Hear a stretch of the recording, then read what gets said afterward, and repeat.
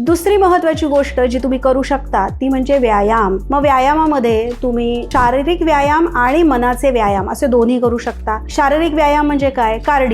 कार्डिओमध्ये तुम्ही पळणे, पोहणे किंवा ब्रिस्क वॉकिंग करणे हे करू शकता. त्याचबरोबर झुंबा वगैरे सारखे ॲरोबिक्स व्यायाम करू शकता. तिसरी महत्वाची टिप म्हणजे योग्य आहार. योग्य आहारामध्ये ब्रेकफास्ट, लंच आणि डिनर या तिन्ही गोष्टी येतात. नाश्त्यामध्ये जनरली पदार्थ आपल्याकडे काय खाल्ले जातात? चहा, चपाती, पोहे, उपीट, इडली. काही लोकांना पोह्यानी जड वाटायला लागतं, कारण अति प्रमाणात आणि रोज जर तुम्ही पोहे नाश्त्यात घेत असाल तर ब्लड शुगर वाढू शकते, म्हणून बेतानी खा. पुढची गोष्ट म्हणजे पाणी पिणं. बापरे, रोज 8 ग्लास पाणी प्या. हायड्रेट राहा. स्किन छान होईल, केस छान होतील, आरोग्य चांगलं राहील. पण खरंच प्रत्येकाला 8 ग्लासांची गरज असते का? म्हणजे बर्फाळ प्रदेशात राहणाऱ्या माणसांनी तेवढं 3-4 लिटर पाणी प्यावं आणि राजस्थानात राहणाऱ्या माणसांनी पण तेवढंच पाणी प्यावं. म्हणजेच काय?